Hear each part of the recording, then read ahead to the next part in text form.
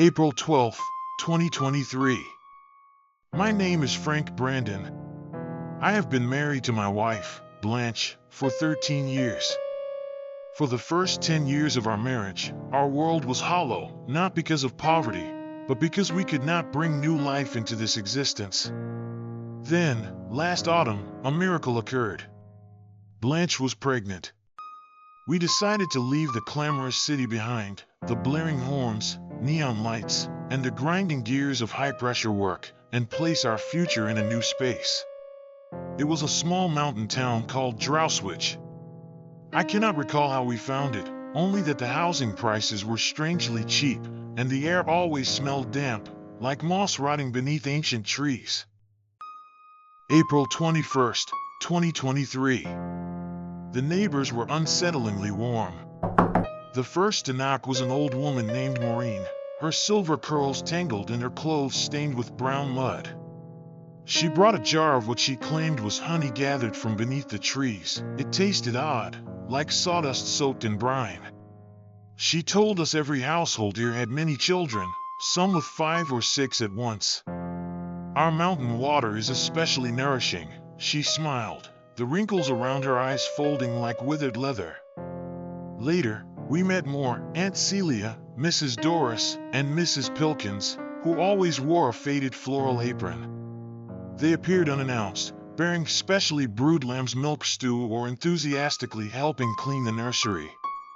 But I always felt their smiles lingered too long, their eyes never quite moving. June 3rd, 2023. Blanche's belly grew heavier by the day. I quit my city job and took a menial position in an aging department store at the mountain's base. The work was dull, but at least the wages were sufficient. The neighborly women grew more insistent. They began buying baby clothes, cribs, and even volunteered to paint the nursery, a pale yellow, a hue meant to be warm, yet on the walls it looked more like the faded peel of an old infirmary. Blanche changed. Some nights, she screamed aloud, as if in conversation with something unseen. Several times I rose to comfort her, but she shoved me away with unnatural strength, pinning me against the wall. Her appetite became monstrous, devouring an entire chicken, followed by 5 pancakes, half a jar of pickles, and 3 apples in one sitting. I searched online, convinced it was merely the erratic effects of pregnancy hormones. I must believe in science. June 30th, 2023. Last night, a rank stench woke me. On my way to the bathroom, I lifted the covers and faced my first true horror. Blanche's belly, no, it was no longer a belly. It was a writhing sack, something alive struggling beneath her skin. Not one, but a dozen indistinct shapes moved beneath the surface. I saw a face, pressed against the skin, eyes absent, mouth agape and writhing. Then another, whispering viscous murmurs, voices that seemed to crawl inside my mind, layered realities speaking in delirium. They are coming, they are your seed, we wait for you. Frank! I collapsed to the floor, blood dripping uncontrollably from my nose. I stayed there all night, guarding that twitching nightmare. July 1st, 2023. I insisted on taking Blanche to a doctor. The man seemed ordinary enough, a middle-aged fellow, but his skin was unnervingly smooth, like pork freshly removed from a curing vat. He performed an ultrasound. All looks normal, a healthy baby, congratulations. Relief washed over me. Then I turned and saw him. His face was a rotting apple, sprouting tumors that opened like mouths, grinning faintly. On the ultrasound screen, the baby split like dividing cells, faces multiplied across the image, mouths screaming and whispering, the same faces I saw that night. By the way, sir, the doctor said suddenly, your wife isn't eating enough. The babies are still hungry. I staggered out, struggling to believe I was still sane. August 17th, 2023. Blanche scarcely spoke anymore, staring silently at the nursery walls as if waiting. She wasted away, drained of all vitality. Her belly transformed, not a belly now, but a blood vessel woven cocoon, pulsing with faint, insect-like chirps. I chose to ignore it. I told myself, when the babies are born, all will return to normal. September 3rd, 2023.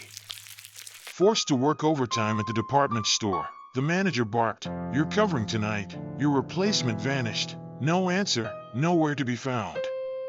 I was stunned. He spoke casually, but the weight of it crushed me. "Have you checked their home?" I asked. "Yeah, place is dark." No one answers. Like they just disappeared. He paused. "You're not from here. Don't pry too much. Now get to the warehouse, 2 minutes late, and your pay's docked." Damn this godforsaken place, and its godforsaken people. I worked late into the night. On the silent walk home, the air thickened like wet slime. All I wanted was to lie beside Blanche, forget today. But something was wrong. The house was unnervingly quiet, no water running, no TV humming, no raspy cough from Blanche. Then, I heard it, soft crying from the nursery. Trembling, I opened the door. Blood spattered the walls, the bed shredded, a sickly sweet stench of decay in the air. Blanche sat, or rather, a grotesque shape did. Her belly torn open like a rotten fruit, dozens of umbilical cords connecting to crimson tumors, each wailing, piercing infant cries. She smiled, sunken, skeletal hands caressing the writhing masses. Her face, gaunt and drawn tight over cheekbones like a corpse's, still wore that cruel smile. Behind me, a door creaked open. "Congratulations, Frank," Maureen whispered. They came, things wearing human skin, swollen and deflating, faces twisting into verminous forms beneath. They murmured in that familiar, sickly sweet voice, the voice inside my head. I screamed, "What are you? Shut up! Get out!" But Blanche turned, her face ballooned grotesquely, and then burst. Only the lower half remained, still smiling. I knew nothing else. Darkness engulfed me like a curtain covered with suction cups, dragging me down. September 4th, 2023. I awoke in a cold sweat. The house was pristine, no blood, no rot, furniture arranged neatly as if none of it had happened. That nightmarish blood and flesh, the horror, never existed. But Blanche, she was gone. I rushed out, grabbed a middle-aged man's stocking shelves in the grocery store. "Have you seen my wife? Blanche? She was here last night, and our child. She's pregnant. Did you hear anything?" He frowned. "You mean that old house? You live there alone, don't you?" I grabbed his sleeve, nearly sobbing. "How could you not know her? She's been there all these months. Those old women, Maureen, Celia, Pilkins, they came every day. How can you say you never saw them at my house?" He shrugged me off, stepping back, his face stiff. "You must be mistaken. We know a few elderly women around, but none claim to know you. They've never set foot inside your home." "No! They brought soup to Blanche, painted the nursery, even brought baby clothes and toys." A female clerk approached, voice cold. "Sir, we've never seen anyone else at your house." I walk past there daily. The windows are always dark. You don't socialize. You're lying. You're hiding something. We're not. Maybe you need to calm down. I turned and ran, banging on every door, each face a stranger, cold, confused, fearful.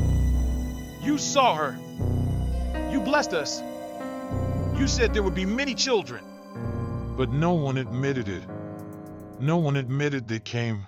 No one admitted she ever existed. I returned home. The nursery still stood, The pale yellow walls cast a chill. The crib, stuffed animals, unopened diapers, all remained, like an altar to a child who was never there. But I began to forget her. I sat down and tried to sketch Blanche's face. My trembling hand traced outlines, but I could not draw her eyes or nose. Only that cracked, smiling mouth appeared, like a vision oozing from the deepest sludge of my mind. I dare not sleep. I dare not trust myself. But I know, that night, she was smiling at me. That was no illusion. I swear, I did not see wrong.